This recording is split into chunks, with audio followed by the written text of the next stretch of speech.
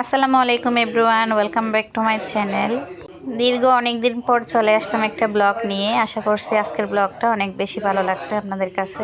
যেহেতু অনেক দিন পর বাড়ি যাওয়ার জন্য আমরা উদ্দেশ্য করে বসে আছি, সেই নিয়ে প্রয়োজনীয় কেনাকাটা ছিল, নিজেদেরকে গুছিয়ে নেওয়া, সব কিছু মিলিয়ে অনেক ব্যস্ততায় কাটছে কয়টা দিন। তাই আর ঈদ শপিং নিয়ে কোনো ভিডিও আপলোড করতে পারিনি।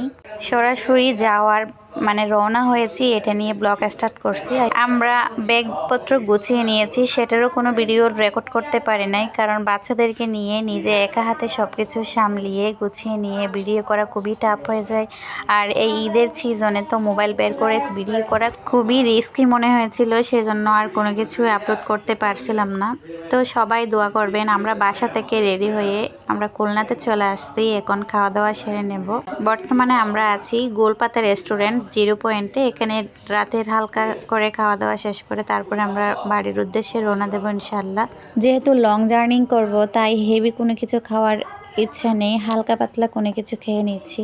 তো সবাই দোয়া করবেন আমরা যেন সহি সালামতে আমাদের গন্তব্যে পৌঁছাতে পারি। আমার বাবাটাও অনেক জার্নি করছে আমাদের সাথে, কিন্তু আমার মামুনিটার প্রথম জার্নি। সবাই বেশি বেশি করে দোয়া করবেন যেন কোনো ডিস্টার্ব ছাড়া আমরা বাসায় পৌঁছাতে পারি ভালো মতো।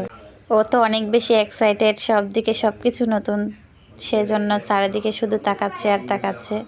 আমাদের জন্য সবাই অধীর আগ্রহে বসে আছে, কখন যে বাসায় পৌঁছাবো দেখবে সবাই, এই আর কি।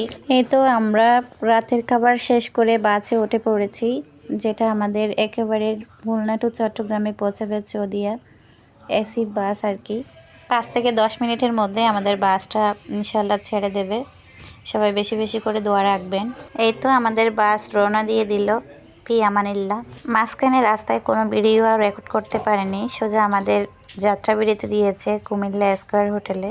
তো এই যাত্রা বিরতিতে আমরা খেয়ে নেব ভালো মতো, যাতে আর রাতে কোথাও তো গাড়ি থামবে না, যাতে খিদে না লাগে, সেই অনুযায়ী খাওয়া দাওয়া করে বাচ্চাদের জন্য কিছু শুকনা খাবারও নিয়ে নিলাম। বর্তমান দেশের যে পরিস্থিতি, বাবারে বাবা, মোবাইল যে বের করে কোনো ভিডিও নেব আপনাদের জন্য সেটাও সম্ভব হয়ে উঠতেছে না, খুবই খারাপ পরিস্থিতি। মোবাইল এদিকে আছে এদিকে নেই হয়ে যাচ্ছে, এরকম একটা অবস্থা। এখন বাজে হলো 12টা 15। আমরা অবস্থান করছি পদ্মা সেতুতে। রাতের পদ্মা সেতুর সামান্য কিছু দৃশ্য ধারণ করছি গাড়ি থেকেই আপনাদের জন্য। এই যে খুলনা থেকে চট্টগ্রাম যাওয়ার যে জার্নিটা আমার কাছে খুবই ভালো লাগে, বিশেষ করে রাতের এই জার্নিটা, বাইরের জগৎটা দেখে দেখে যাওয়া খুব বেশি ভালো লাগে। কার কাছে লং জার্নি পছন্দের বা কি অপছন্দের জানাতে কমেন্টে ভুলবেন না। আলহামদুলিল্লাহ আলহামদুলিল্লাহ, আমি আমার মামনিকে নিয়ে যতটা না ভয় পেয়েছিলাম, খুবই শুকরিয়া আদায় করছি আল্লাহ তালার কাছে। খুব শান্তশিষ্টভাবে আমার মামনিটা জার্নিটা উপভোগ করতেছে। সে এখনও জেগে আছে, বাইরে দেখে দেখে যাচ্ছে আর কি। এখন বাজে হলো 12টা 40। আমরা চলে আসলাম ঢাকাতে। এখন আমরা যাত্রা বাড়ি ফেলতেছি আর কি। রাতের ঢাকার দৃশ্য কেমন হতে পারে সেটাও একটু ধারণ করছি। এই জার্নিটা কোথায় গিয়ে কি হয় না হয় খুঁটিনাটি চেষ্টা করব আপনাদের সাথে সামান্য সামান্য করে হলেও শেয়ার করার। আজ না হয় এ পর্যন্তই। সবাই ভালো থাকবেন, সুস্থ থাকবেন, আমাদের জন্য দোয়া করবেন। আমরা এখন ঢাকা থেকে চট্টগ্রাম গিয়ে সকালে পৌঁছাবো ইনশাল্লাহ। তারপর কোথায় যাই কি করি না করি ছোট ছোট ক্লিপ আকার হলেও আপনাদের সাথে শেয়ার করব। আজ ভিডিওটা এখানেই শেষ করলাম। আল্লাহ হাফেজ।